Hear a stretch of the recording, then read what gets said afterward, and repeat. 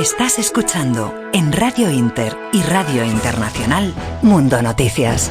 Dirige Carlos Peñaloza. Bueno amigos, pues como les hemos adelantado, ya está con nosotros el excelentísimo embajador de nuestro país, de España en Cuba, don Juan Fernández Trigo, licenciado en Derecho, ha sido consejero en el gabinete de subsecretarios de Asuntos Exteriores del Ministerio de Asuntos Exteriores de España, subdirector general adjunto para Asuntos Industriales y Energéticos de la Secretaría de Estado de la Unión Europea del Ministerio de Exteriores, consejero en la representación permanente de España ante la Unión Europea en Bruselas, cónsul general de España en Agadir, en Marruecos, segundo jefe de la Embajada de España en Vietnam, vocal asesor para la ampliación de la Unión Europea en la Secretaría de Estado de la Unión Europea del Ministerio de Exteriores, subdirector general de Relaciones Económicas Internacionales Multilaterales y de Cooperación Aérea, Marítima y Terrestre del Ministerio de Exteriores, consejero en la representación permanente de España ante las Naciones Unidas en Nueva York, ministro consejero de la Embajada de España en Cuba, embajador de España en Haití, embajador de España en Paraguay, embajador de la Unión Europea en Uruguay. El señor embajador pues ostenta varias condecoraciones y además es escritor, algo pues maravilloso, maravilloso. Señor embajador, don Juan Fernández Trigo, bienvenido, muy buenos días. Buenos días, ¿qué tal? ¿Cómo están? Pues aquí, embajador, a punto de... ¿Le tocó el gordo o no? Pues me tocó algo, me tocó la pedrea, o sea que... mi qué número, bien, embajador. ¿Con el 90? ¿Con el...? No, uno que ha terminado en 89. ¿El segundo? Cual, no, el segundo. Quiero decir, de los números estos que le caen 1.000 euros. Ajá. Y entonces, bueno, pues como es un décimo, al final son 100 euros lo que me han caído, pero bueno, y luego en el otro me ha coincidido la terminación con el gordo, así que bueno, voy a recibir 120 euros.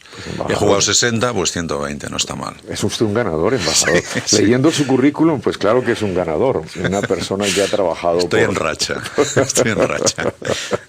¿El décimo lo compró aquí o en Cuba? No, lo compré aquí. En Cuba no vende la lotería. No hay lotería. No llega, pero... me refiero que no llegó alguien y lo ofreció. No, pero es normalmente normal. El ministerio lo que hace es ofrecernos unos meses antes la posibilidad de comprar décimos que nos mandan, y por lo tanto este año no lo he hecho a través del ministerio, fue aquí mismo en la calle y nada, me decidí nada más llegar a comprar 3 décimos. Pues enhorabuena, embajador. Muchas gracias. Cuando menciona uno el apellido Fernández Trigo, todo el mundo lo relaciona con un directivo del Madrid, ¿no? Sí, Fernando, con el gerente histórico del Real Madrid durante tantos años. Me han dicho que no hay...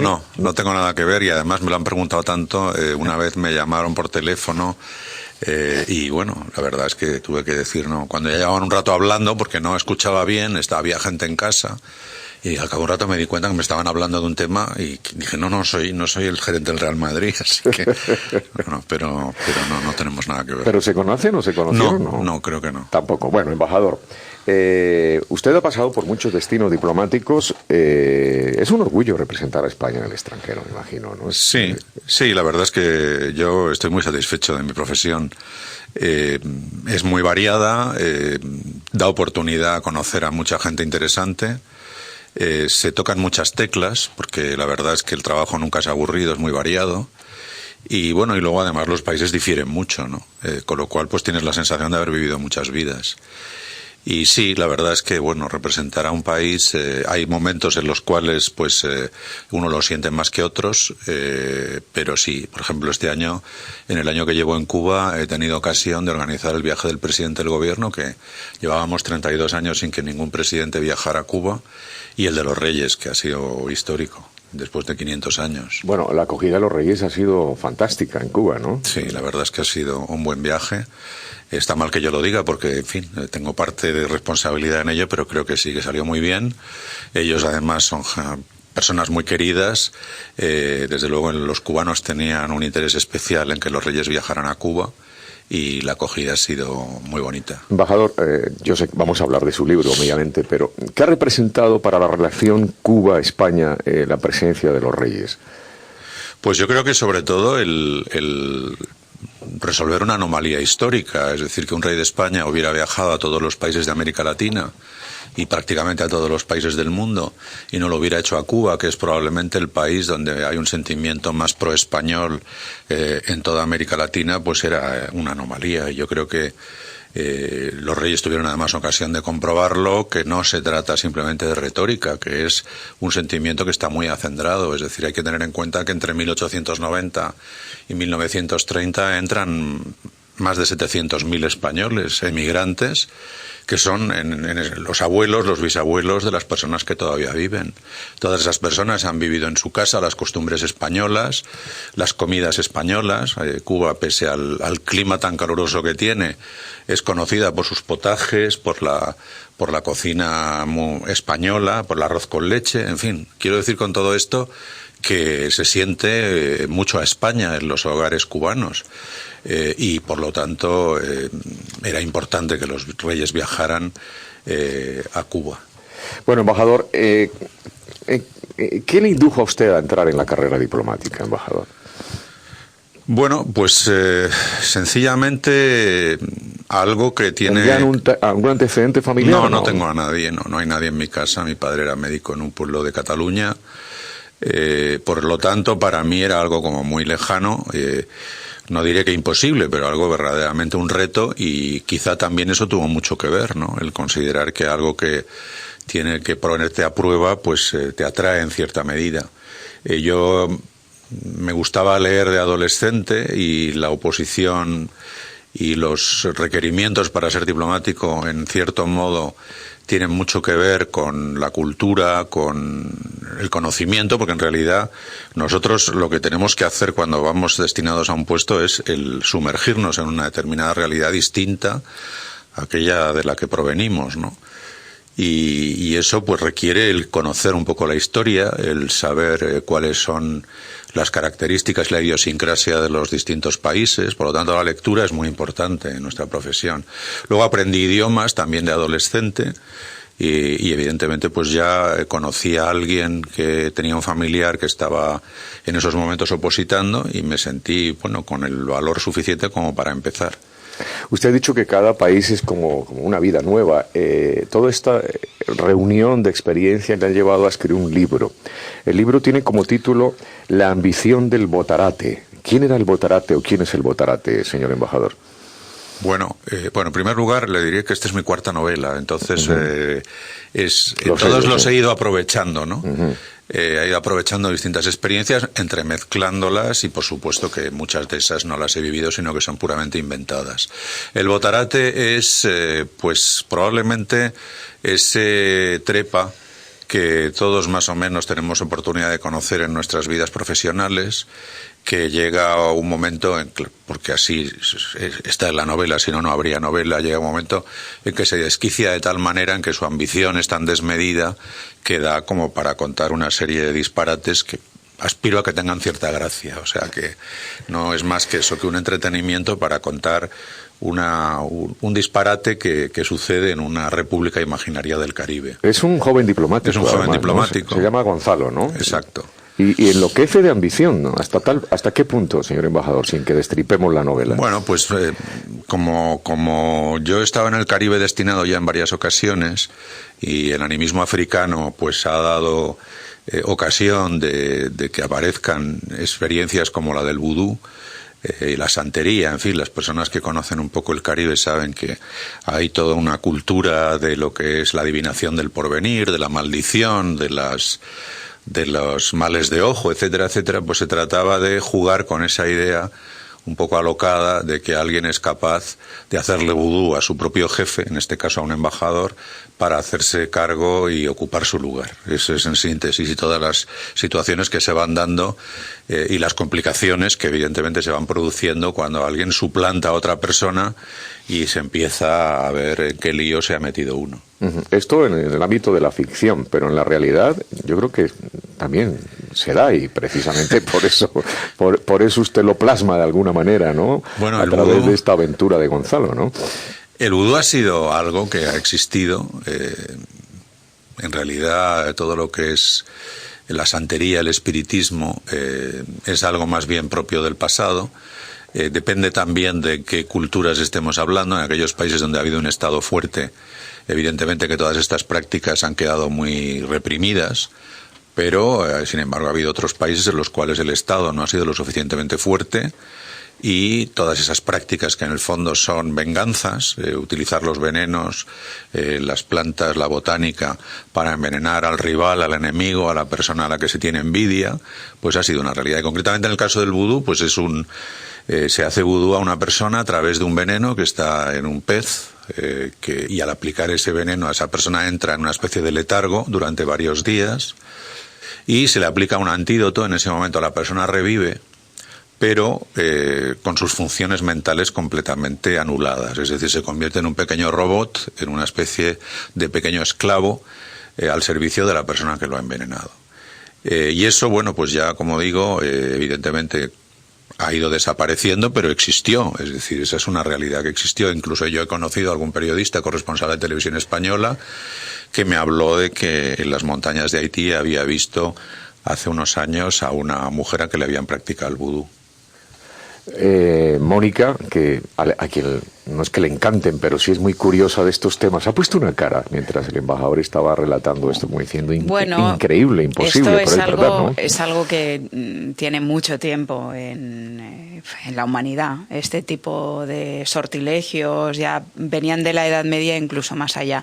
Yo tengo una relación especial con Cuba, porque debo tener familia por allí, pero nunca más se supo, de muchas generaciones atrás. Entonces también conozco a gente cubana y a gente que practica la santería. Me parece muy interesante esa mezcla entre el catolicismo, porque son muy religiosos, y esa mezcla, ¿no?, con la santería cubana. A mí me gustaría saber cuál es la experiencia en este año que lleva en Cuba, qué es lo que destacaría de la vida ahora mismo en Cuba, en esa especie de transición y apertura que parece embarcada, en la que parece embarcada el país. Bueno, este año lo que ha sucedido, lo más importante que ha sucedido es la aprobación de una nueva Constitución. Precisamente este fin de semana se han tomado decisiones que tienen que ver con esa reforma. Se ha nombrado primer ministro, que no existía desde el año 1976. Y, bueno, pues esa Constitución que yo creo que aporta dos grandes elementos, ya lo he comentado en alguna ocasión, que creo que en primer lugar es un relevo generacional, es decir, a partir de ahora no pueden ostentar altos cargos nada más que las personas que estén por debajo de los 60 años, lo cual en un país en el cual digamos que la nomenclatura está en torno a los 80 años es importante.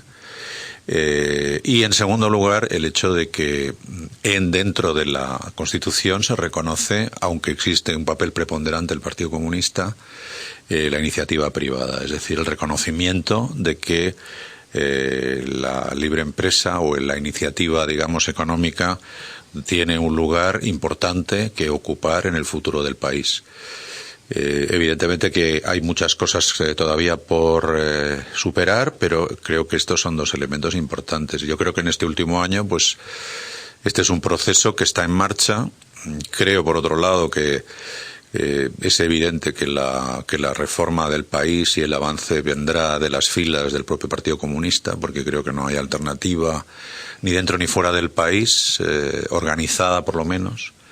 Y en consecuencia, pues yo creo que hay que estar muy atento, ¿no?, a la futura evolución del país. De hecho, el nuevo primer ministro ha sido hasta ahora ministro de Turismo. Es una persona que conoce muy bien España, que conoce muy bien la experiencia española, que ha viajado por toda España. Por cierto, con el presidente Díaz-Canel, cuando los dos estaban tratando de poner en marcha hace muchos años el sistema turístico cubano, viajaron por España, estuvieron en Canarias viendo los modelos turísticos españoles, y por lo tanto son personas que conocen muy bien España los dos. Señor embajador, ¿cuál es la situación? Luego hablamos del libro, porque está llamando mucha gente para preguntar dónde se puede conseguir el libro. ¿Cuál es la situación en este momento de los empresarios españoles que están en Cuba? ¿Cómo está? ¿Cuál es la presencia de los inversores españoles en Cuba? Bueno, pues esto sí que también es una de las cosas que sería importante subrayar en este último año, ¿no? El hecho de que los Estados Unidos han decidido aplicar de forma plena lo que es la ley Helms-Burton, una ley que se aprueba en los años 90, a mediados de los años 90, pero que se suspende en sus capítulos importantes porque se considera que después de una queja o protesta por parte europea de que no se pueden aplicar extraterritorialmente las leyes, Bueno, pues ahora, después de esa suspensión, la administración Trump ha decidido que debe de entrar en vigor en su plenitud. ¿Qué quiere decir esto? Pues quiere decir dos cosas. Una, que cualquier empresario extranjero, no norteamericano, puede ser denunciado ante los tribunales norteamericanos al estar utilizando bienes o inmuebles que en su día fueron propiedad de cubanoamericanos o de norteamericanos. En este caso, empresarios españoles que han ido de buena fe a invertir sobre determinados bienes que el gobierno cubano en su día expropió, y por lo tanto no tenemos ninguna razón para pensar que no sean los tribunales cubanos los que tuvieran que resolver cualquier diferencia, pero lo cierto es que se ven perjudicados los españoles que están allí desde hace mucho tiempo. Y la segunda cuestión que introduce esta aplicación plena de la ley es que cualquier dirigente de empresa española o de extranjera, no norteamericana quiero decir, puede ser impedido de entrar en Estados Unidos, y en este caso concreto, pues la familia Meliá, por ejemplo, han sido objeto, digamos, de esta especie de sanción. Se les han retirado los visados de entrada en Estados Unidos, simplemente por administrar una empresa que está en estos momentos comerciando legítimamente con Cuba. ¿Y ahí cómo reacciona el gobierno español? Bueno, pues nosotros evidentemente, sobre todo a través de la Unión Europea, porque claro, toda esta cuestión, inversiones, comercio, ha entrado ya en una órbita que es la de la Unión Europea, y no solamente estamos afectados los españoles, hay otras empresas, por ejemplo, no quisiera hacer publicidad, pero es así, Trivago, por ejemplo, que es una empresa alemana, también está sancionada por el hecho de que es un buscador que introduce empresas que a su vez son empresas hoteleras. Entonces pues a este también lo han denunciado. Hay empresas francesas, es decir, de distinto tipo. Bueno, tenemos una legislación en Europa, que es lo que se llama el Estatuto del Bloqueo, según el cual si una empresa es denunciada, una empresa europea es denunciada ante los tribunales norteamericanos, pues cabe la posibilidad de que se apliquen medidas de retorsión con las empresas norteamericanas que están en territorio europeo. Pero claro, los empresarios, siempre lo digo, no están en el mundo para poner pleitos, sino para utilizar su dinero en inversiones, no para utilizar su dinero en abogados. Así que, bueno, esto es una maraña judicial que no nos va a llevar más que a lo que se busca, que es en el fondo disuadir a la empresa y a los empresarios extranjeros, en este caso europeos, de que sigan invirtiendo en Cuba. Es decir, provocar con la amenaza de esa posible denuncia o demanda judicial el que la gente no vaya pensando en que para qué me voy a meter en líos, voy a tener que dedicarme a defenderme de los tribunales, yo quiero invertir en lugares donde haya seguridad jurídica. Pues eso es lo que se busca, ¿no? Es decir, en el fondo, pues crear una situación en la cual pues el embargo y la situación de dificultad de Cuba se vaya acrecentando y, por lo tanto, dañar a la población que ya está de por sí muy castigada. Son las 8 de la mañana y 40 minutos. 8:40 minutos es la voz del embajador de España en Cuba, don Juan Fernández Trigor. Rafael. Sí, le quería hacer una pregunta, señor embajador. Estamos viendo algunos países de Hispanoamérica, de América del Sur, con problemas de orden público, con problemas de convivencia, incluso en cuanto al orden político, y algunos de ellos tienen que ver con populismo, entendiendo por populismo pues la falta de garantías jurídicas y la falta de respeto al derecho, ¿no? Al Estado de Derecho, un uso, digamos, que ilegítimo de las instituciones del Estado. Yo no sé si tanto usted como el gobierno español tienen la esperanza de que precisamente ese camino de democracia que ha comenzado ya su andadura en Cuba con esa nueva Constitución podría arrastrar, en este caso positivamente, a los países, digamos, que han estado en la órbita cubana y que han caído en esa deriva un poco populista. Bueno, yo, en fin, no soy un experto más que en Cuba de momento. No me atrevo tampoco a dar más opiniones. Yo creo que, en cierto modo, estamos con mucho menos populismo que hará cosa de 5 o 6 años, ¿no? tengo esa sensación, es decir, que ha habido gobiernos, ha habido una situación quizá en la cual el populismo, en América por lo menos, hace unos años creo que estaba como mucho más extendido de lo que está hoy, ¿no? Yo, por otra parte, no quisiera entrar en lo que es la situación de otros países, porque ya digo que no soy un experto en la situación. Cuba es un país que evidentemente ha tenido cierta autoridad, incluso una autoridad moral en América. A partir de la Revolución Cubana, muchas guerrillas de alguna forma se alimentan espiritualmente, más que materialmente, creo, de la experiencia cubana, pero creo que en estos momentos, pues Cuba está con unos problemas de dificultad económica que la hacen concentrarse más en sí misma que en el resto del continente, en mi opinión. Pero bueno, ya digo, no quiero entrar en los juicios que en estos momentos, ya digo, estoy ocupándome de Cuba, sí, más que de... Obvio, le recuerdo que es el embajador en este momento de España en Cuba. Cualquier declaración nos genera un titular que no quiere el embajador que se comprometa. Bueno, que se comprometa ese titular precisamente con su expresión. Embajador, hablemos de la literatura. Usted termina su libro La ambición del botarate, que edita ¿quién exactamente, embajador? Pues... la editorial Cuadernos del Laberinto, con la que tenemos, en cierto modo, una estrecha relación, algunos diplomáticos. Fundamos una colección que se llama La Valija Diplomática. Qué bonito nombre. Que nos permite, aquellos que tenemos algunas aficiones literarias, publicar. Es cierto que hasta ahora ha habido muy poca ficción en la colección.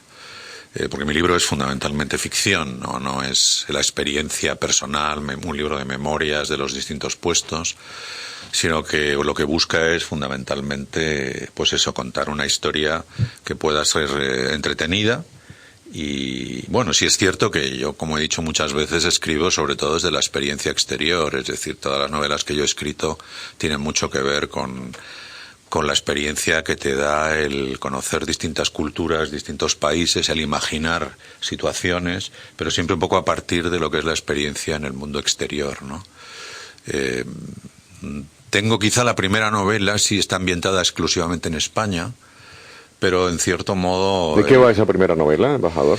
Pues es un poco, por resumir las cosas, se llama El amante casual.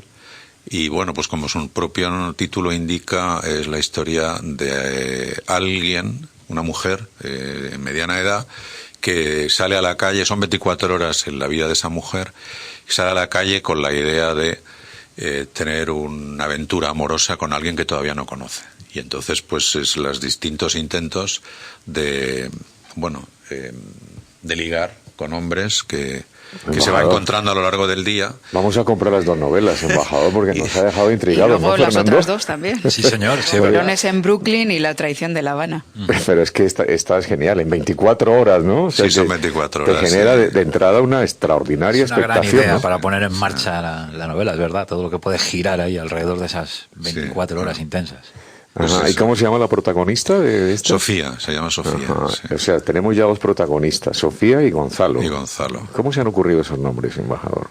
Bueno, en el caso de Sofía, porque fue el primer nombre que me surgió, en el caso de Gonzalo, en realidad es un homenaje a José María Pereda, porque José María Pereda tiene una novela que se llama Gonzalo González de la Gonzalera, que trata de en la época en que existían los indianos, que eran esos señores que iban a algunos países de Latinoamérica, entre ellos a Cuba, Venezuela, en fin, aquellos lugares en donde Argentina, donde la gente volvía y se hacía rico en una sola generación. Incluso yo diría, en 15 o 20 años de intenso trabajo, esta gente volvía y se convertían en los ricos del pueblo, en fin, colocaban su palmera en Asturias o en alguna propiedad de Galicia, y ahí estaba el símbolo del poder y del éxito y del triunfo. Entonces, en esta novela de Pereda, en cierto modo ridiculiza a la figura del indiano, porque es un tipo con mucha ambición, pero al mismo tiempo muy tosco, muy poco sutil y, en fin, y sobre todo muy acostumbrado a hacer de su capa un sayo y hacer lo que le daba la gana porque tenía dinero, ¿no?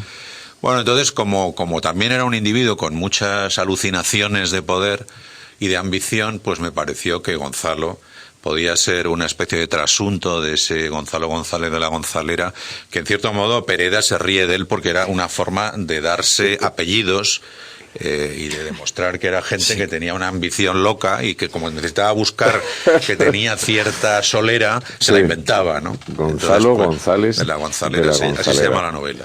Embajador, ¿ya tiene su libro Su Majestad el Rey? ¿Felipe VI o no? No creo. No Me gustaría, pero no creo. Hay que enviárselo, embajador, se lo enviamos nosotros. Pero vamos, se ha publicado, ha salido de impresión. ¿Le comentó a usted que algo hablaron de eso en el viaje? No, obviamente no. Las cosas personales no. Yo realmente soy muy discreto y no tuve ocasión, pues eso de hacerle algún tipo de comentario eso en el viaje sobre todo centrado en Cuba, ¿no?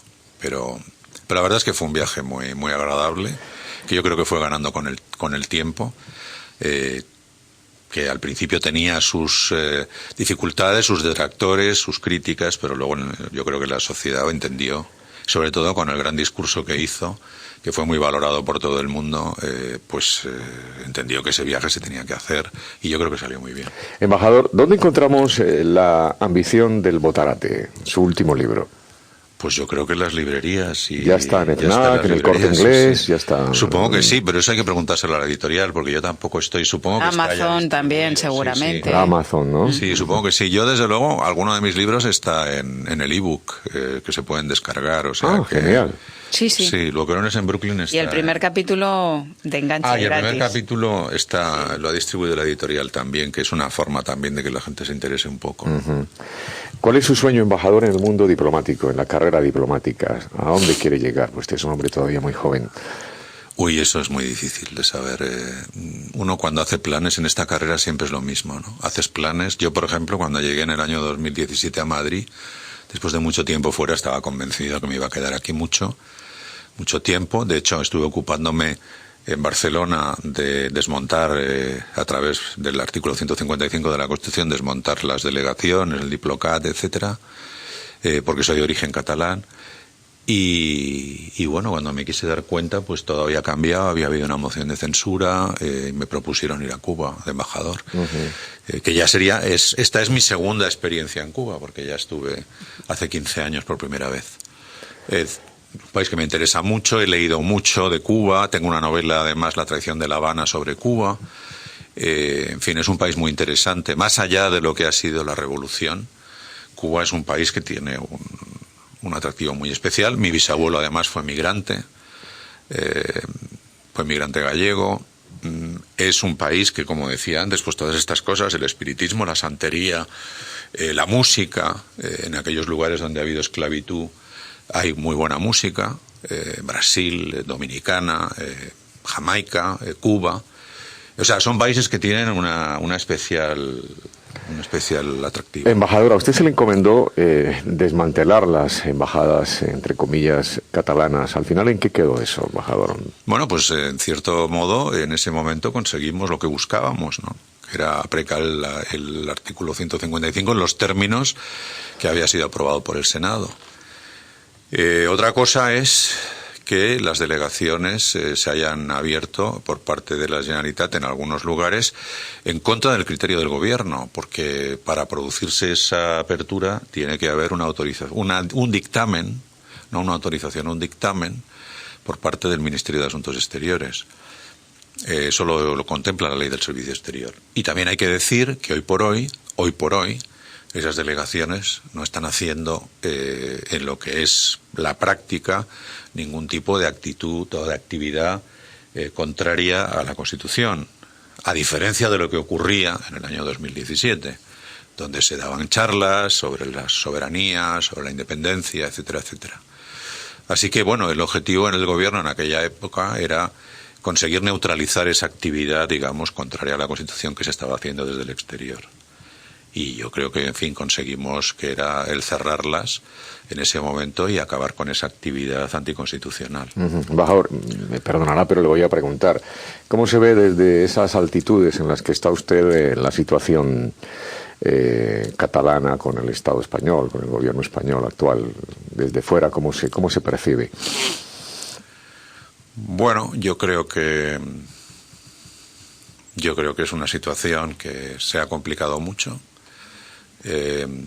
No quisiera entrar en mucho más porque creo que es obvio que España tiene un problema serio y que creo que lo que hay que hacer es tratar de abordarlo con serenidad. A mí me parece que tenemos un grave problema los españoles y es el hecho de que aumentamos la crispación con muchísima facilidad y los problemas graves tienen que solucionarse, con muchísima tranquilidad, y creo que lo primero que hay que hacer es bajar el nivel, digamos, de crispación que tiene la sociedad española.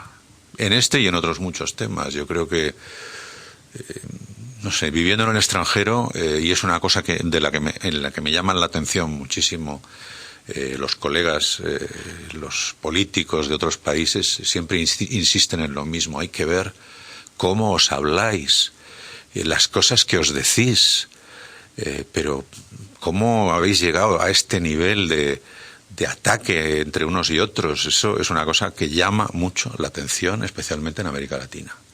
Y yo creo que eso es cierto. Un problema grave y profundo de la sociedad española es que nos hemos acostumbrado a que el ataque, a que la descalificación sea lo corriente, lo que funciona todos los días, y así es muy difícil resolver problemas. ¿Y cómo se logra solucionar esa pues forma de actuación? En primer lugar, tomando conciencia de ello, porque yo creo que es que hasta el momento, yo creo que cuando estas cosas las digo, pues la gente se queda pensando, bueno, pero es que creo que es así, es que hay que empezar por bajar el nivel de crispación, de enfrentamiento, de descalificación. Cualquier tertulia en televisión, lo único que se escucha es déjame hablar, no he terminado. En fin, es que es lo básico, ¿no? Es que es lo básico, que bajemos un poco el nivel de agresividad que tenemos. Pues señor embajador, con ese mensaje que me parece muy, muy interesante, nos vamos a quedar y a despedir. Gracias por estar aquí. Sé que le hemos hecho madrugar. O sea, no importa. Muchas gracias, pero con mucho gusto. Yo creo que mereció la pena, embajador. Para nosotros mereció la pena tenerle aquí. La ambición del Botarate, el último libro del escritor Juan Fernández Trigo, que además es el embajador de España en Cuba. Está en toda la librería, se puede descargar también a través del ebook, se puede comprar en Amazon, en fin, perfectamente definida está la forma en que se puede adquirir esta obra. La ambición del Botarate, de Juan Fernández Trigo. Un abrazo muy fuerte, señor embajador. Muchísimas gracias por haber estado con nosotros. Muchas gracias a ustedes por el interés y por esta interesante charla, que yo creo que, aunque temprano, ha sido muy, muy interesante. Gracias, embajador. Son las 9 de la